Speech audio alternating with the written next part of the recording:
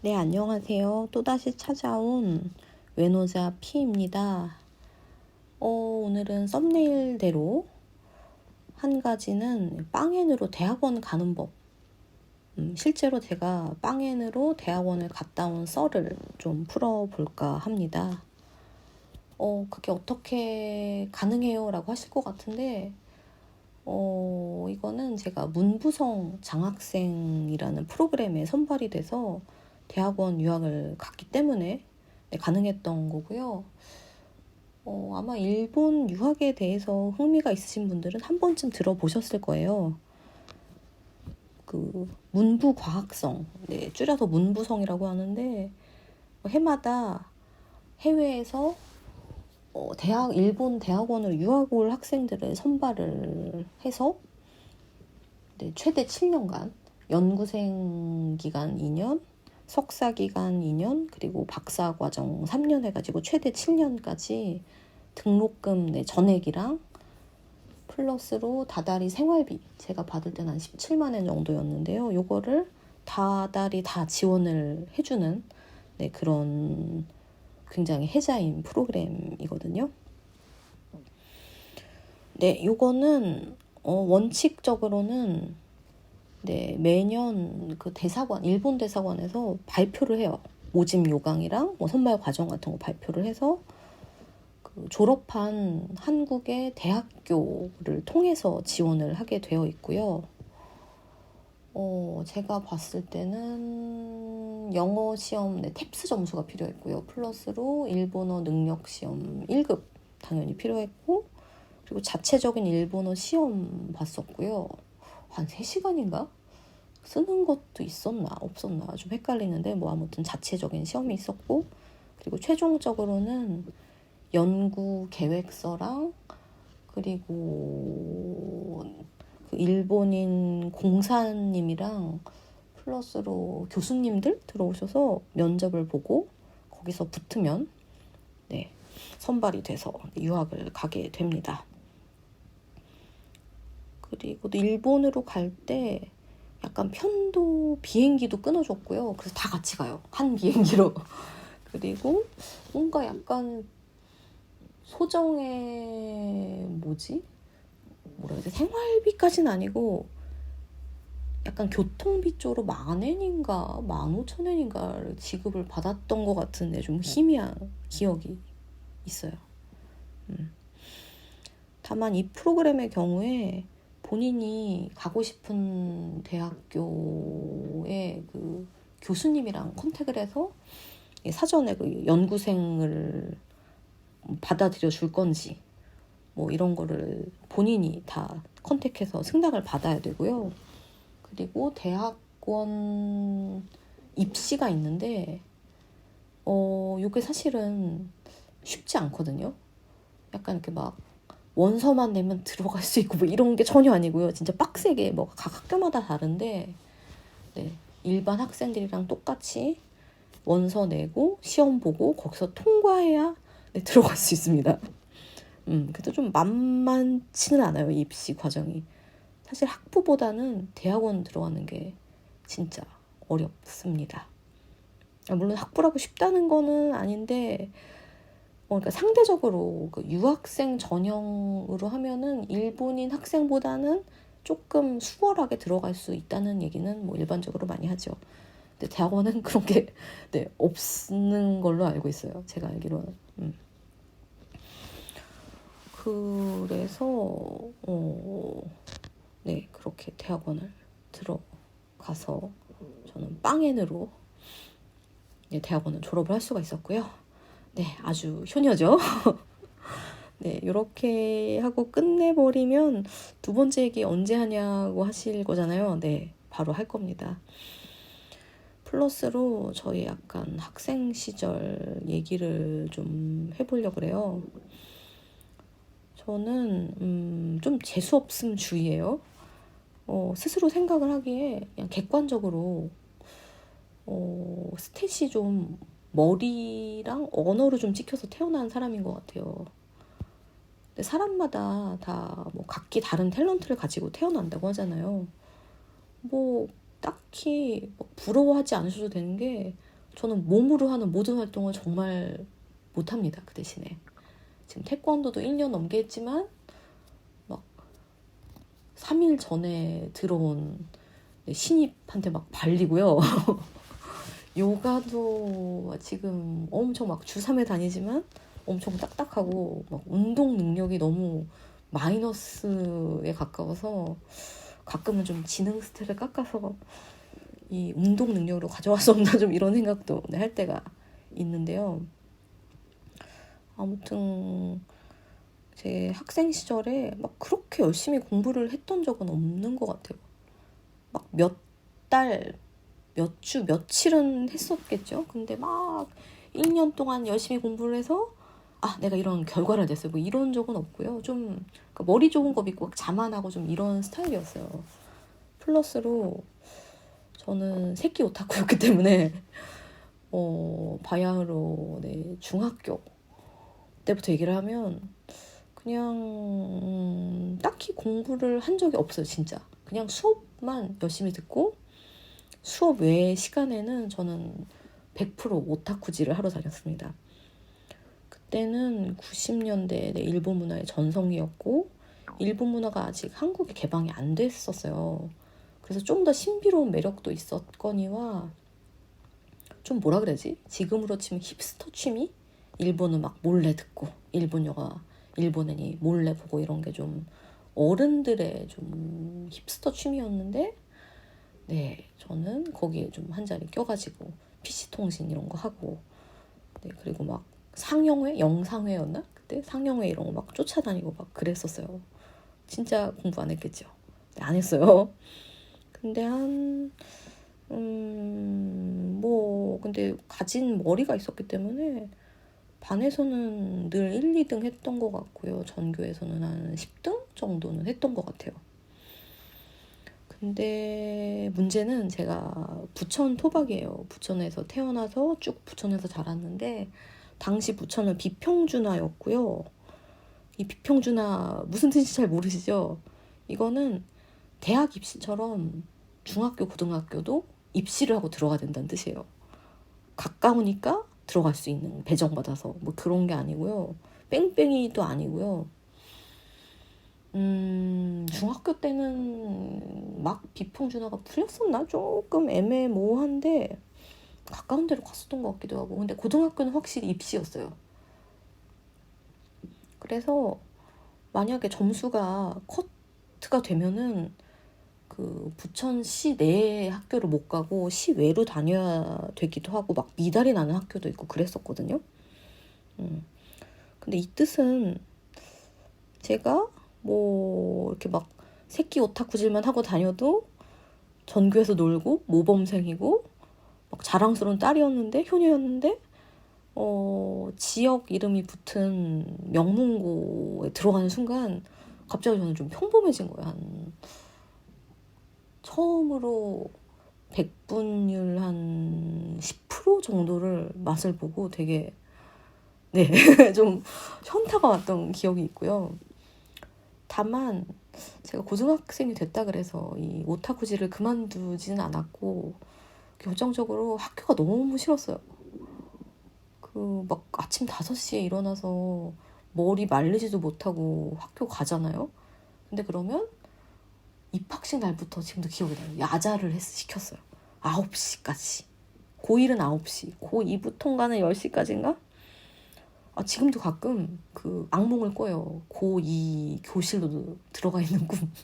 막 여고괴담처럼 나는 어른인데 뭔가가 잘못돼서 내가 고등학생이 된 거야. 막 그런 얼토당토하는 꿈인데 너무 끔찍하고요. 아무튼 그래서 고등학교 때는 그 학교에서는 평범한 성적이었고 그리고 플러스로 그때 좀 집안에 우환이 있었어요. 저희 어머니가 되게 크게 아프셨거든요. 당시로서 진짜 희귀한 병에 걸리셨는데 이게 막 진단도 못 받고 막 여기저기 병원 뺑뺑이 돌다가 간신히 삼성의료원, 지금 그 삼성 뭐 중앙병원이라고 그러던가요? 거기에 가서 처음으로 제대로 병명 진단을 받고 막 수술을 해줄 수 있다는 의사 선생님 만나가지고 그때 또 막 의학 분업을 한다 만다 막 이래가지고 막 초조해하면서 우리 엄마 제발 살려주세요, 제발 수술만 잘 되게 해주세요 막 이랬던 시절이라서 당연히 모든 식구가 다 고생을 했고요. 저는 고3이었는데 아침에 아무도 아침 식사를 준비해줄 사람이 없었고 그냥 저는 일어나서 바나나 먹고 학교 가고 그랬습니다. 근데 이거에 대해서는 뭐 원망을 하거나 이런 거는 전혀 없고 그냥 그때는 엄마가 사라져서 너무 감사하다 이런 심정밖에 없고요. 그래서 결론적으로는 제가 학부는 그렇게 만족스러운 학교를 가지는 못했어요. 제 당시 고3 자아로서. 제가 당시에 가고 싶었던 학교의 학부가 무슨 국제통상학과였나? 이런 데가 있었어요. 제가 가고 싶어 했던 이유가 굉장히 유학 프로그램이 많았어요. 일본으로. 저는 일본 유학을 가고 싶었기 때문에. 그리고 뭔가 통상이니까 뭔가 국제적이고 취업도 잘 될 것 같고 그런 분위기 있잖아요. 근데 그 학교를 가고 싶은데 결정적으로 딱 10점 모자라는 거예요. 점수가. 지금 깜짝 놀라셨죠? 라떼 썰인데 네, 82년생인 제가 대학교를 갈 그 시절에는 등급제가 아니었어요. 400점 만점이었습니다. 400점 만점 중에 10점이면은 크다면 크고 작다면 작은 점수예요. 근데 뭐 1점으로도 막 당락이 갈리기도 하고 그런 시절이라서 좀 10점 크게 느껴졌었고요.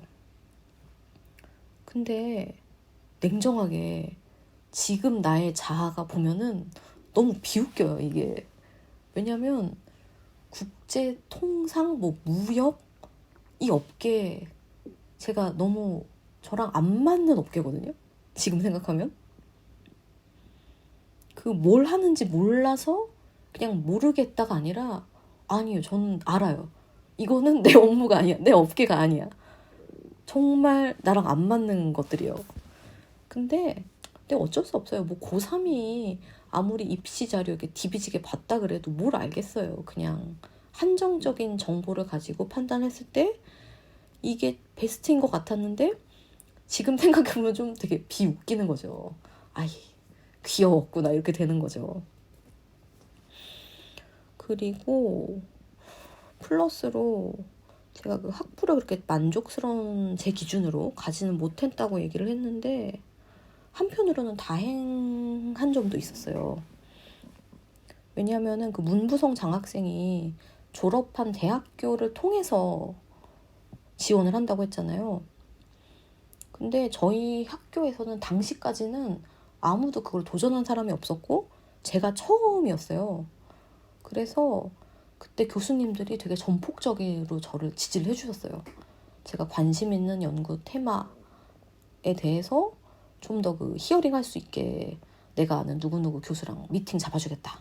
어느 날 어느 대학교로 가라. 실제로 막 이렇게 막 눈앞에서 미팅 잡아주시고 그리고 네가 연구계획서 써본 적이 없을 테니까 이런 자료들 빌려줄 테니까 네가 가져가서 써라. 진짜 너무 물심양면으로 많이 도와주셨었고 그리고 이것만이 아니라 이거를 좀 유튜브에서 풀어도 되나 조금 걱정이 되긴 하는데 너무 자세하게는 안 풀게요. 일단은 일본 대사관에서 주관을 하는데 한국도 그렇고 일본도 그렇고 아직까지 왜 학력 사회라고 하잖아요. 그 학생들을 뽑을 때 좀 탑 티어부터 수를 좀 뽑더라고요. S대가 있으면 S대가 한 4-5명 뽑으면 그 아래 스카이 한 3-4명 뽑고 그 아래쪽에 인서울대학들 2-3명 뽑고 그리고 직어국대학 1명씩 막 이런 식으로 당시에 제가 한 합격자 데이터를 봤을 때는 그렇게 딱 티어가 정해져 있었습니다. 근데 저희 학교는 이제까지 뭐 지원한 사람이 없으니까 거기에 당연히 데이터가 없었는데, 만약에 지금 제가 다시 한국에서 학부를 들어간다 그러면 가고 싶은 학교 있거든요. 근데 그 학교가 굉장히 티오가 높은 학교인데 딱 한 명인 거예요. 근래 몇 년간 데이터를 보면.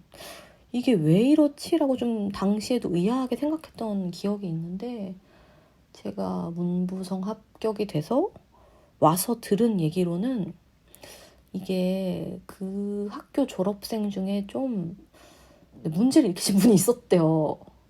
그래서 대사관에서 그 학교 졸업생에 대한 좀 인상이 나빠지겠죠. 그래서 그 이후로 조금 그 대학만 유난히 박하게 뽑고 있었다. 뭐 그런 얘기입니다.